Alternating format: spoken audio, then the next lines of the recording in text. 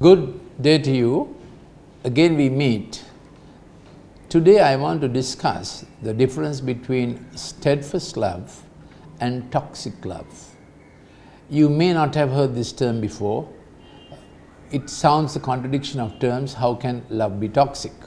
But bear with me, you will begin to understand what it means. The two strongest emotions are love and fear.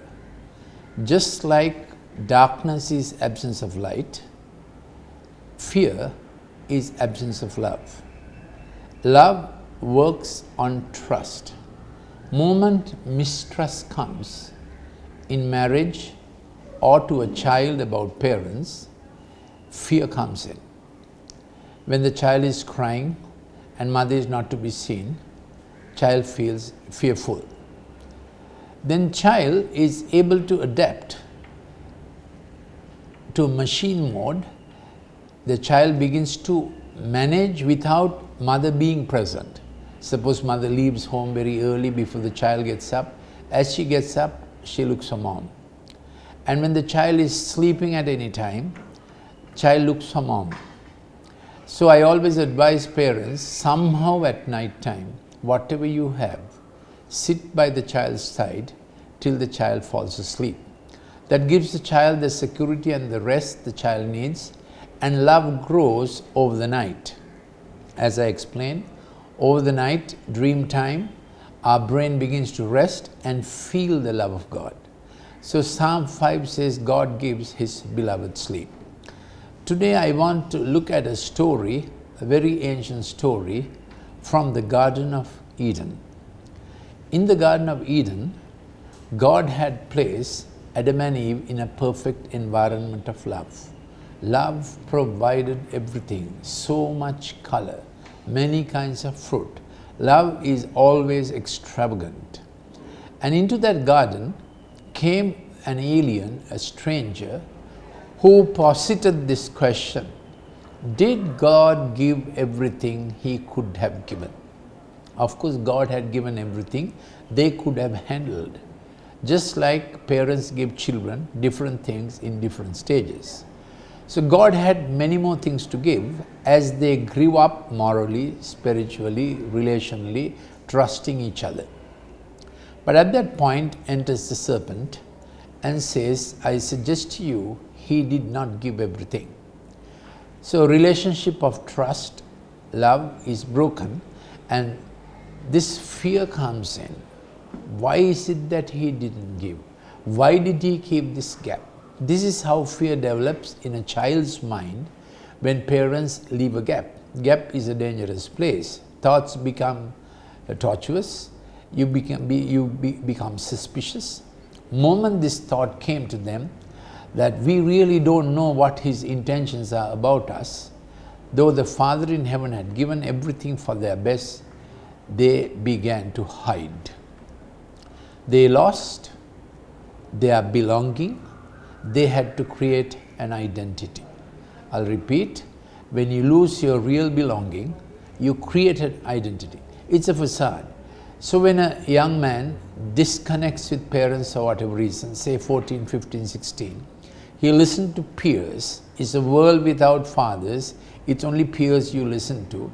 He lost his belonging, the precious security and the safety. Then he cultivates a facade, image. That's what he puts out. This is what happened to our first parents, Adam and Eve. Not only they lost trust in God, they lost trust in each other. So the Genesis story says they hid behind trees. And coming to our time, we begin to hide behind many trees, finances, career, education, entertainment, sports, whatever that builds us up seasonally to give us a good face, because we actually lost the best face. Consider this. The best face we had was that intimate, knowing relationship with our loving Father in heaven. We were so pleased and we were so satisfied. When we lost it, we lost a lot. So they were hiding behind different trees. They not only hid from God, they hid from each other. They couldn't trust each other. Very soon, Adam would say, the woman you gave me did this. That's how love minus trust equals fear. You can write that equation. Love minus trust becomes fear. Love is based on trust, fear is based on mistrust.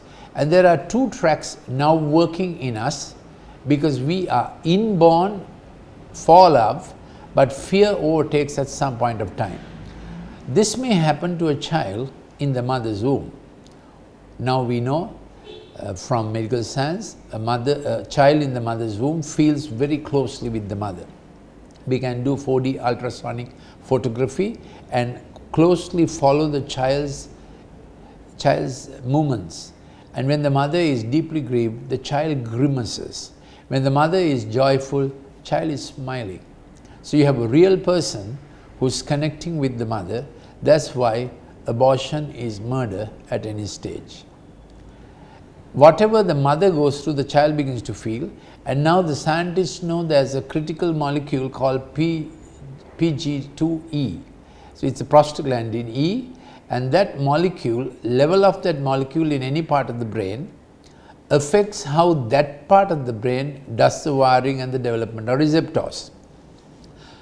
So different chemicals absorbed through the mother's skin, such as even nail varnish, can get into the child's brain and affect the child's brain, especially in the first 6 months, when the fetal blood-brain barrier, that means the blood-brain barrier inside the fetal brain, is not developed. Whatever enters through the mother enters the child's brain. Furthermore, when the mother is listening to violent music or watching violent movies, the terror, the horror the mother feels, and the fear tract it activates, and the neurochemical transmitters it produces, crosses the placenta, crosses the fetal blood-brain barrier and gets into the child's brain, and that affects the child brain wiring. These are some of the causes of ADHD, attention deficit hyperactivity disorder, and some scientists would even say sometimes autism may have resulted from this kind of involvement in the brain, where in the fetal brain, where some genes are expressed because of input from outside. This is called epigenetics. This was not known to medical science when I was a medical student, but it is now known that external influences affect expression of genes. So our brain has a love track that God has designed, and we have a default track. When we miss God, miss love, we go on into fear. I want to look at the story of David. He's a Bible character, and you probably know David as the one who felled Goliath, the giant slayer. David was not always a giant slayer. David was the 8th son in a family of 8 boys. And there's another story.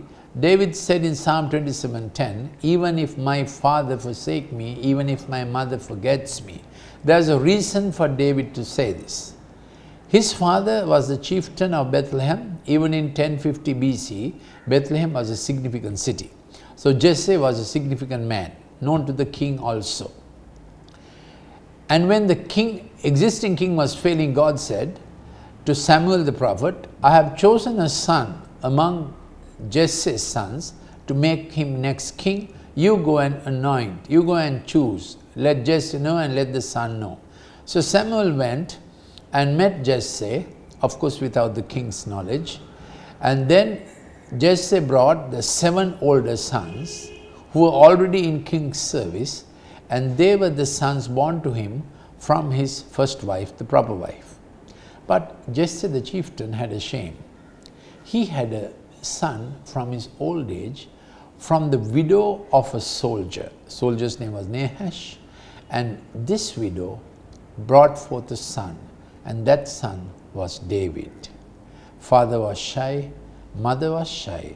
So David said, though father forsake me and mother forgets me, you will not forget. So David was made to look after the family sheep, a smelly business in the wilderness, and his life was at risk. But God's love surrounded this boy. When we get from father and mother what they could give, God begins to give us what they couldn't give. God plays catch up. So in each one of us, as we were knitted in our mother's womb, and our organs were made, our brain was made, our personality was made. What our father couldn't give, our mother couldn't give, God gave us the bonus so that we may have the victory, overcoming the negatives. God has put into our spirit what we can develop with God and the Holy Spirit to become victors and champions in life. God is no debtor to any person. So David was watching the sheep, and he had a spirit of excellence.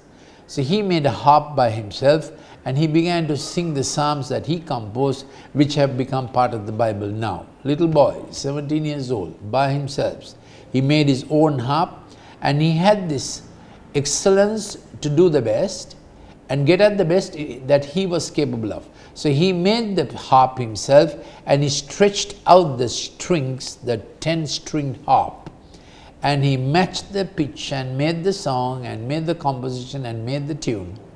And of course, not only the sheep, God was hearing David's heart and David's voice and David's music. He also had an excellence to get at the goal. So he began to practice with the slingshot. He took aim. He did not know greatness lay before him, but what God has put into him, because he had no other mentor. His father also didn't have much time. His father was old. He was sent to look after the family sheep because the 7 older brothers were doing king's service. And he took aim. He said, in that tallest tree, the highest branch, the last twig and the last leaf, I want to get it with my slingshot. So he pitched an aim. So he practiced, and the first day the slingshot went and hit some other man in some other place. That's how when we begin.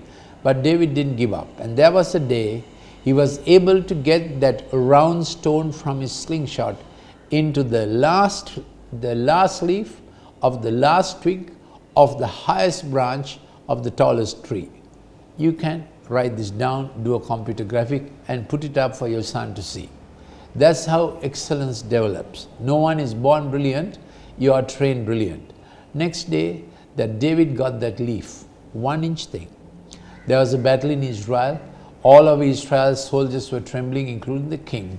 And David went with some foodstuff for his brethren, and there was no one to match Goliath the giant. David said, send me. King gave his armor, and so David said, I'm not used to it, I'm used to my slingshot. And there was that 1-inch gap between Goliath's helmet and Goliath's shield. Huge man Goliath was, 9 foot tall. So there was a separate armor bearer and a shield bearer. But there was that 1-inch gap between Goliath's shield and Goliath's helmet.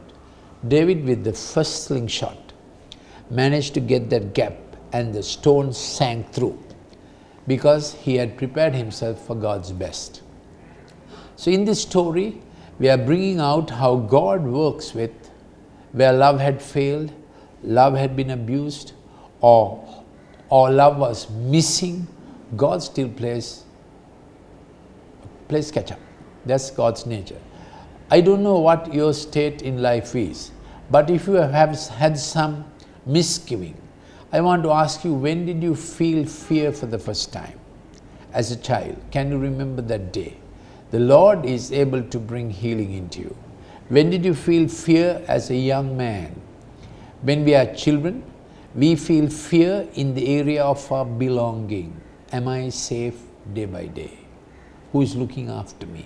Food and clothing may be related to this, but you know fear is more than food and clothing.